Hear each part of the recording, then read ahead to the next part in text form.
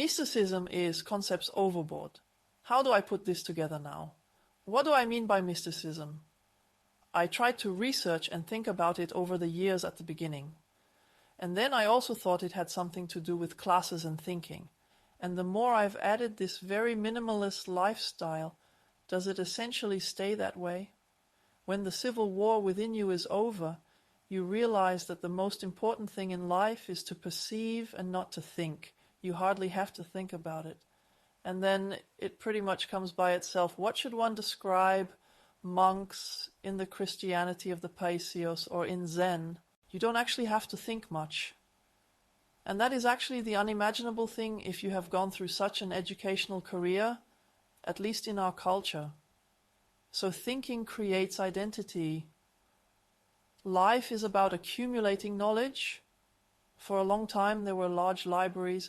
The educated middle class show-off was proud. It's about being informed. It's about concepts and comparisons. That's the current essence. That was my big shocker to realize. This was all the wrong way. What? Actually, it's such a catastrophe. And when you get to that point, you ask yourself, who am I if I don't think? Then I don't even exist. Then I'm a nobody. Then you notice this point of comparison again. Some have read Joe Dispenza, become supernaturally superhuman. And then it works again, partly a chapter like become a nobody. It's not all that bad, imagine. Now again, I'm trying to gain access to mysticism again. I always try to say the same thing in different images. Imagine you are such a super nature property. Yes, and now you could do it in such a way that if there is a little too much heat, you can simply water you and look after the animals in an emergency or something like that. So that's what I mean by a culture that encourages you, promotes growth, supports you, and even bridges times of crisis. Instead, developers come here without asking you and add a parking space and build a supermarket. Ultimately, in this culture of counter-values, nothing different happens to you humans than to animals and plants. So it's no exception. It's very platitudinous and overall unsustainable. So there is endless consumption and wear and tear, but no support. The mystics, if you try to observe them over the centuries, if you read a lot about them, you will always notice that they are actually kind of dropouts from the respective culture. So Benedict of Nursia did this in ancient times. He was actually supposed to become a lawyer, so he moved to the outskirts of the city, as we would say today, to the hippies and Wagenburg people, and lived in the cave for a while, just meditating.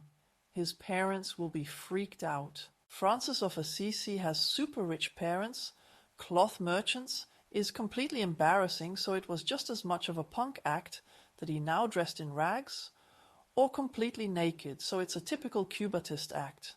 And precisely because money rules culture, he propagated an ideal of poverty. But of course, that is again just a concept.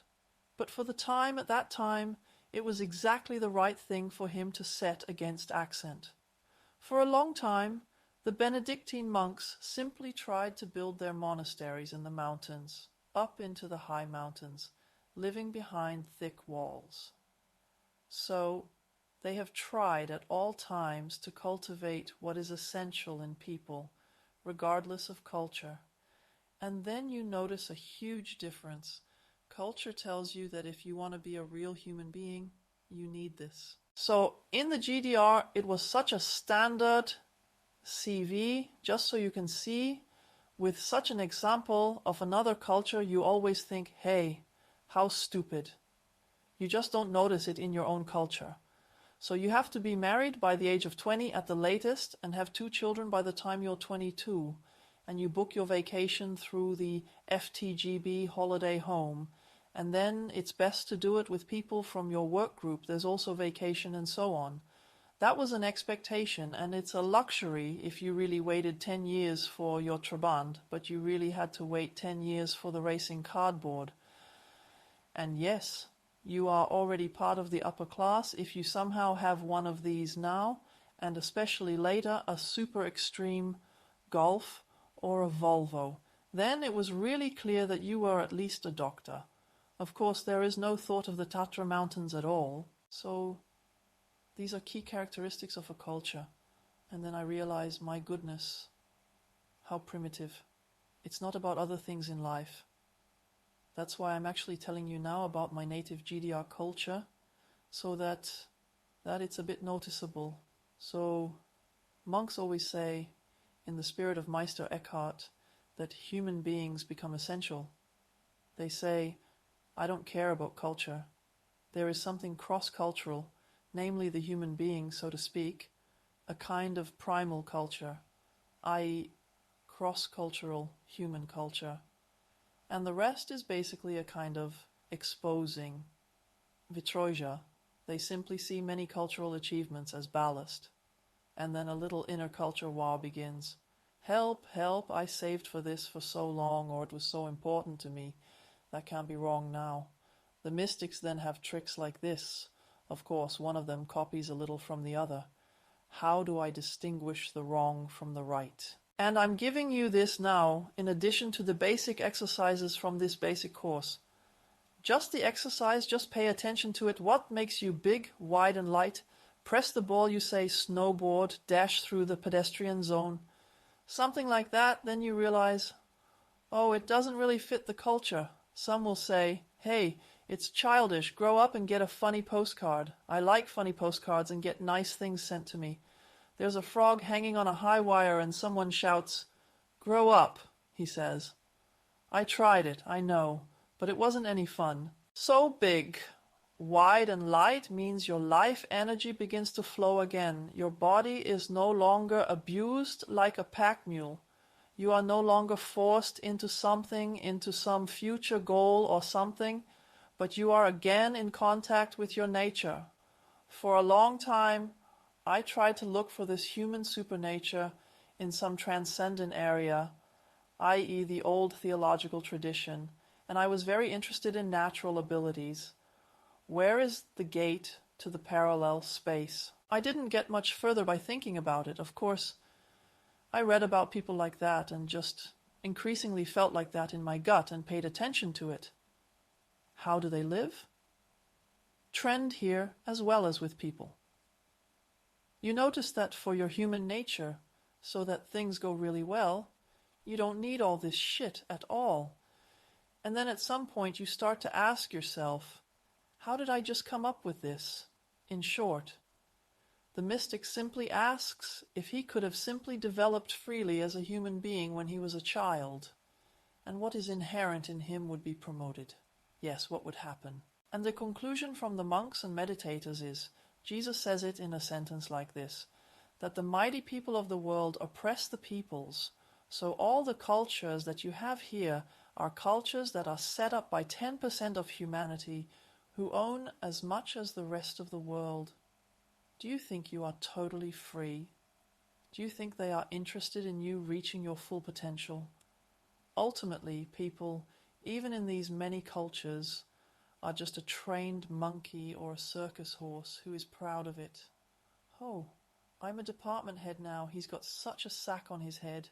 Oh, I get to lead the parade, and now I get 3 more bales of hay. And the mystic is someone who says, it's nice and bye, I'll become a wild horse again, so you can only offer me so much. So this circus horse will always tell others the story of how he was supported since he was a foal, and how proud he is of it.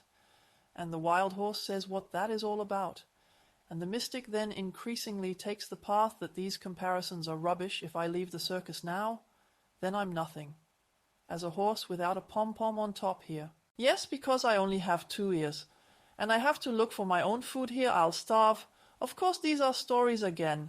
And a mystic teacher would always say, hey, just take a look. Just feel it. So what did the circus do to you? Look, compare yourself to the wild horse.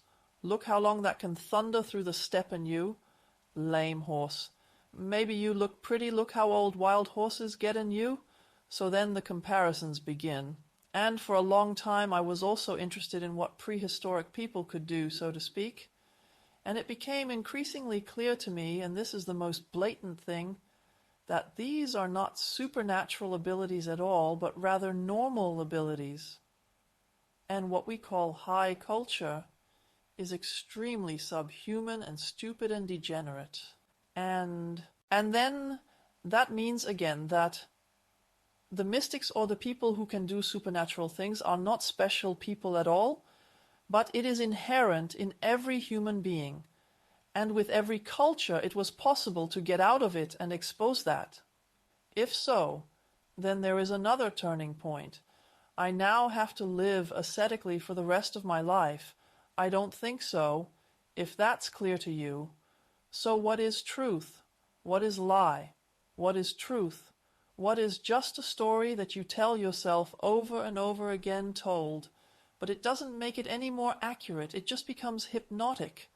What do you really need to live, and what are you being told that is actually making you sick, old, demented, blind, whatever? So this distinction is really a struggle and a cramp in the brain at first, and for that you get 3 basic exercises here in the basic seminar to simply calibrate yourself again. So I'm not promising you a supernatural quality, but a natural quality. And then I notice how these terms put you on the wrong track. Of course, it somehow comes from thymology, to tell you we control you and you have absolutely degenerate brains. So compared to childhood, you lose synapses and connectivity so quickly. So just take a look when almost everyone has a clue and chats about their subject. Vera F. Birkenbiel, Gerald Huther, what do they say? Does school really help the brain?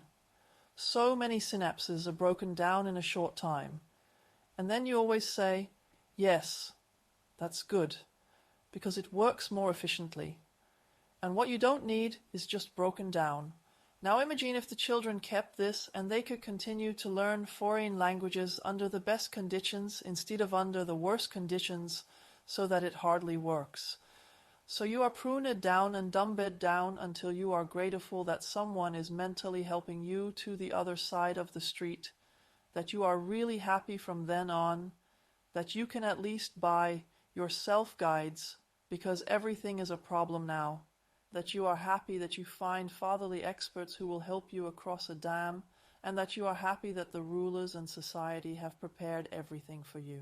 Then you're in the circus, so you're empty-headed, but with a little fluff on top. And the mystic simply tries to undo and repair all of this damage. So this is a gigantic repair shop.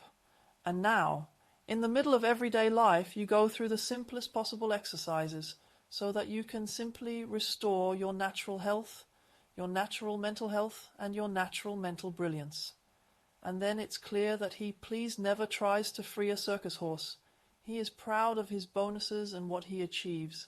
Yes, while you just ask how to do it in a fun and easy way. So, and it's clear in one of the many psychological books that I used to study, the question about the meaning of life was actually only asked by those or people who have become quite ill, because who is connected to life? It's just fun to be alive. So this isn't a philosophical thing either. The main path I'm sending you is, instead of further ruminations and concepts, just go into perception. Trust your own perception again. And that's the way to actually get people who have left a cult fit again. So imagine this culture and the churches just as an idea. Is not a claim under any circumstances. Be a cult. And a lot of it is a lie, or let's say a person from an evil dictatorship. He's just screwed up. He's been led to believe that. No matter what you use as a comparison, it is still a comparison. How do you get a cult dropout like that back in shape? It's almost all in your head. Oh, there will be the elephant demon. He will come for me at 12 o'clock in the morning with his big trunk and then drag him into the jungle and trample him. And everyone who leaves the sect will be taken away by the elephant demon. So he's sitting there with a psychologist and he wants to get you fit again. What will he do first? Okay, you can tell me about your elephant demon for a while now, but do you feel the chair you're sitting on? How does it feel? Is it warm or cold, soft or firm? So now feel the backrest with your back. Yes, he will try to bring it into the here and now. Now you understand the meaning in the series. They come here and now. and he will always try to bring it from concept, thoughts, dogmas, fantasies, into perception. What do you see? What do you feel? And that's what mysticism tries to do with crazy, habitual people. And also this whole thing, identity concept. You don't need a concept of identity. The poor teenagers, they are increasingly supposed to construct their biography and tell themselves a story. You are alive, you are a river. So which bird needs an identity concept? This serves to make you enormously small, and you are much, much larger, incomprehensible, greetings, almost pure, radiant consciousness beings. So you don't need a concept there either. But then that's another box, so that in the end you discover that you were just crazy, but you're actually great and don't need a lot of this culture gull if you know who you are. And I'm not trying to convey this to you through another concept, but rather through perception exercises. And at the beginning I just have to clear your ears and eyes, so to speak, so that you can perceive at all, because the culture is plastered over. Perception doesn't matter at all. You are bombarded with fantasies, you are logged into mini-universes. So read novels, watch films. You have to be informed about them. You need knowledge models, you need hypotheses. They are all parallel universes. But this here and now is perception. Your cat has clear perception, and the dog, and that's why the mystics, they can clairvoyance. Yes, they can read your feelings. Who else can do that? For example, special students, they can read a few thoughts directly from the teacher's head. Yes, are they superhumans? No, they are relatively resistant to education. So the so-called ekigator, he worked all his life as a special school teacher in a problem district and said he had to really concentrate on something else. Otherwise, we read the result from his head. So all of this is possible. And in the end, it remains that you first recognize the total human basis, who you are as a natural being.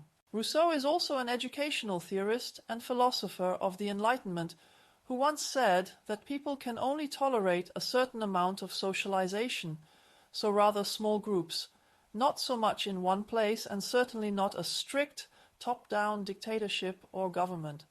And either way, no matter where you start, you'll just end up back in some kind of network that monks do, and once you understand that, well, as far as I'm concerned. So from then on, if you have a clear perception, you are, so you can do almost anything here in this culture. Of course, there are ecclesiastical ways or various spiritual ways, but in any case, you can discover nature just like that. And here I brought Maslow's favorite book. Every person is a mystic. These are just different levels that are exposed there, but it also says, hey, if you just have moments where you don't constantly evaluate a concept or comparison here, the rose is bigger than the other one, or the one that smelled but more intensely or something. But if you simply perceive, yes, you can also see birds, the sun, that too is pleasant, warm, and so on. If you are just there, yes, that is a unified experience, then you don't even have to have one, have a near-death experience. Because every concept, when you have the idea that you have to become different, it's like you're tugging at yourself, so you just won't leave each other alone. So good, bad, really wrong. And this culture consists of a constant tugging on each other and also on itself. And then you understand from what Marlowe also says. So simply the basic attitude to have such mystical experiences is similar to urinating, or when two people love each other. So you have no goals, no comparison, no idea, I don't know. Maybe some people already have an app running and compare it with normal phases, but no, that wasn't enough water flow per minute. We have to try that again now. So now I have to drink again, I have to sit down, and my goodness, what would Greta say to that? Now I have 4 sheets, 4 layers, I use up, that's not possible. So that could be anything. That you are increasingly bringing standards into these last natural areas, and then you just notice it. That is, of course, a bad exaggeration. If you just let yourself without judging what some psychologists say, acceptance or something like that, and of course you hardly know that. And from then on, you will increasingly develop your completely natural energy again. But culture here means that you are constantly criticizing and evaluating yourself, and that there is a civil war against you. So, the goal, to first let all concepts be high culture. Radical experiments. What is our true potential?